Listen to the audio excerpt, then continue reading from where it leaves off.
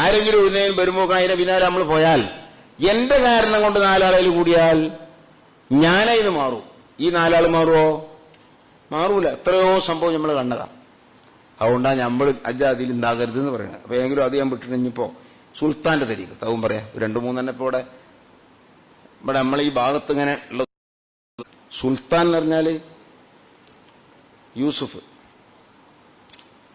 അതിപ്പുണ്ടായ പേരാ. പിന്നെ സുൽത്താനും അതിന്റെ ഇടയിൽ കൂടെ എന്തൊക്കെ കുറെ പേരുണ്ട്. അയാളോട് നാടൻ മനുഷ്യനാ. അയാൾക്ക് കുത്തുബ് സാന. ഇപ്പൊ എന്നാള് ഞാൻ കണ്ടു വലിയൊരു പോസ്റ്റർ. അപ്പൊ എന്താ, ഞാൻ മഞ്ചേരിന്റെ തൊട്ടടുത്തല്ലേ ഞാൻ നിൽക്കണേ. അപ്പോൾ പോസ്റ്റർ കാണാം, കുത്തുബുസ്സമാൻ മഞ്ചേരി.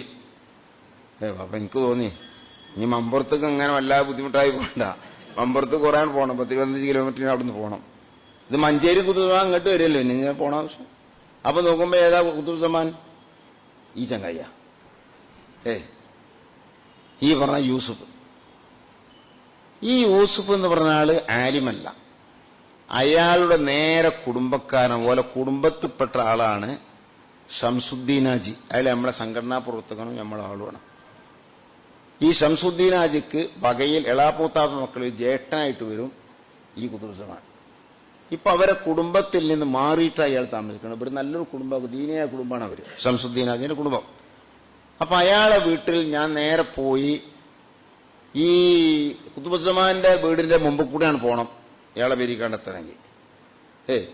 കുത്തുബുസ്സമാന്റെ വീട് കണ്ട അതോട് കൊട്ടാരാണ്, അങ്ങനത്തെ ഭയങ്കര വീടാ.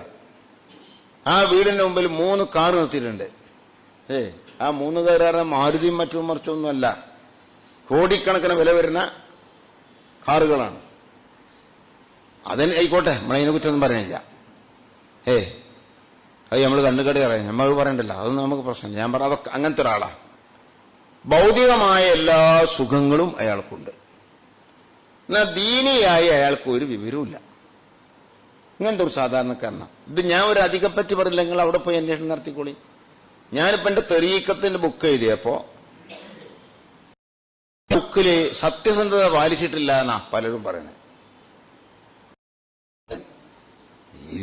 അതിന്റെ ഒക്കെ ആൾക്കാര് ഞാൻ പറഞ്ഞില്ലേ, എന്റെ ബുക്കില് ഞാൻ പകുതിയിലേറെ ഭാഗം മൊത്തം തെരീക്കത്തിന്റെ ഹക്കും ബാത്തിലും വേർതിരിക്കാനുള്ള സംഗതി എഴുതിക്കണത്. അതൊന്നും നോക്കൂല. പിന്നെന്താ നോക്കുക, ഇവനെ ബുക്ക് കിട്ടിയേക്കന്നെ ഇതിന്റെ ഫീറസ് മെർസൂക്കബടെ ആലുവ തെരീക്കത്ത്, അതിനെപ്പറ്റി എന്താ പറഞ്ഞേക്കണേ അത് മാത്രം.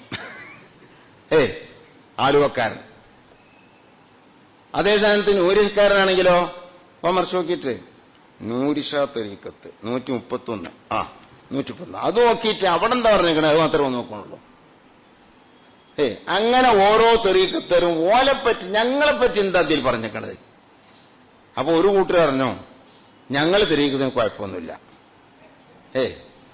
അതെന്താ 21 തെരീക്കത്ത് ഇതിൽ പേച്ചത് പറയണ്ടേ, ഞാൻ ഈ പേച്ചിലൊന്നും പറഞ്ഞില്ല. അപ്പൊ ഞങ്ങൾ തെരീക്കത്ത് ഹക്കായതുകൊണ്ടല്ലേ പറഞ്ഞ്. അതേതാ തെരീക്കത്ത്?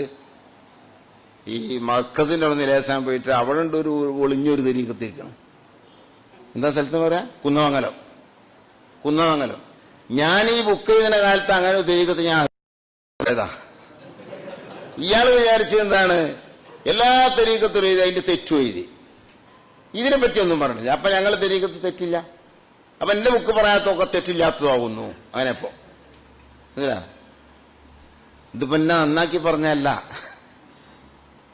അവർക്ക് ഒരു ഏത് പറഞ്ഞാണ്.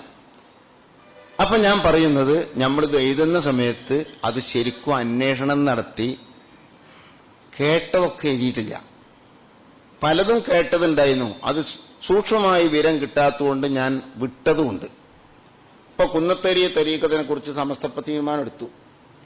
അന്ന് ആ തെരീക്കത്ത് ഉണ്ട്, പക്ഷെ നമ്മളതിനെപ്പറ്റി അന്വേഷണം നടത്തിയാലും അതിനെപ്പറ്റി പിടുത്തം കിട്ടാത്തതുകൊണ്ട് എറണാകുളത്തേരിന്റെ അടുത്ത് വന്നു, നിങ്ങൾ എങ്കിലും ബുക്ക് ചെയ്താണല്ലോ ഈ ഇങ്ങനെ ഒരു തെരീക്കത്ത് നമ്മളിവിടെ കിടന്ന് ഇതാണുണ്ട്, അത് പലയിടത്തേക്കും വ്യാപിക്കണതിന് മുമ്പ് അതിനെപ്പറ്റി എന്തു എഴുതണം. അപ്പൊ ഞാൻ പറഞ്ഞു, അതൊരു തെരീക്കത്ത് വല്ല ഹക്കായ തെരീക്കത്താണെങ്കിൽ നമ്മൾ പറഞ്ഞ് തെറ്റാവൂലേ, അതുകൊണ്ട് എനിക്കതിനെപ്പറ്റി സൂക്ഷ്മ വിവരം കിട്ടണം, എന്നെങ്കിലേ ഇതുള്ളൂ. എന്ന് പറഞ്ഞാൽ എഴുതില്ല. അപ്പൊ ഞാൻ പറയുന്നത് എന്താ, നമ്മൾ പരമാവധി അതെങ്ങനെ ആ ത്വരീഖത്തിന് നമ്മളെ കുട്ടികളാണ് മൊഹീസുന്നെയാണ് ആ ബുക്ക് ഇറക്കിക്കണത്. എത്ര രൂപ വില വാങ്ങണമെന്ന് അറിയില്ല. ഞാൻ പറഞ്ഞു 1000 2000 വില വാങ്ങിയാലോ മുതലാവില്ല. എന്തുകൊണ്ട്? അത്രമാത്രം കഠിനാധ്വാനം നടത്തിക്കണം ഞാൻ ബുക്ക് ചെയ്തപ്പോ. ആരോ വിചാരിച്ച ഈ ലാഘവത്തോടെ മുമ്പ് കിട്ടിയതൊക്കെ ഇങ്ങനെ വായിൽ വലിച്ച അങ്ങനെ എഴുതിയതാ. അങ്ങനെ എഴുതിയിട്ടില്ല. പോയി നമ്മൾ കേട്ടുകേൾവി തീരെ എടുത്തിട്ടില്ല.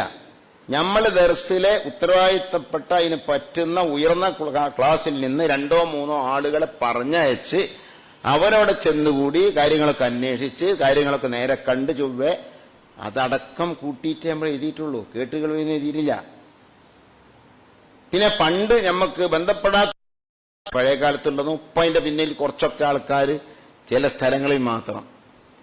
ഇപ്പൊ ഒരു തരീഖത്ത് ഹേപ്പിസാഹിന്റെ നാടിനും അടുത്ത സ്ഥലത്ത് കേക്കോത്ത് എന്ന സ്ഥലത്ത് ഉള്ളൊരു തരീഖത്തുണ്ട്. എന്താ? കുരൂർ തരീഖത്ത്. കുരൂർ ആ തരീഖത്തിന്റെ അഴിയിൽ ഇന്നുണ്ട് ഇപ്പൊ അവിടെ, വേറെ എവിടെ ഇല്ലെങ്കിലും. അപ്പൊ അതൊക്കെ എന്റെ ബുക്കിലുണ്ട്. ചോറ്റൂർ തരീഖത്ത് അതൊക്കെ അന്വേഷിക്കാൻ വേണ്ടി നമ്മൾ ചെന്നപ്പോ പഴയകാല ഫത്വകളും മറ്റുമൊക്കെ നമുക്ക് കിട്ടി. ഷിഹാബുദ്ദീൻ സാലിയത്തിന്റെ ഫത്വണ്ട്, ബഹുമാന ചാലകത്ത് കുഞ്ഞഹമ്മദാജി തങ്ങളുടെ ഫത്വണ്ട്. ഇങ്ങനത്തെ മഹാന്മാരെ ഫത്വയൊക്കെ ആധാരമാക്കിയിട്ട് അതും കൂട്ടിയിട്ടാണ്. ഇന്നലെ വെറും കേട്ടുകേൾവി ഇതല്ല, ഇതൊക്കെ ശരിക്കും അന്വേഷിച്ച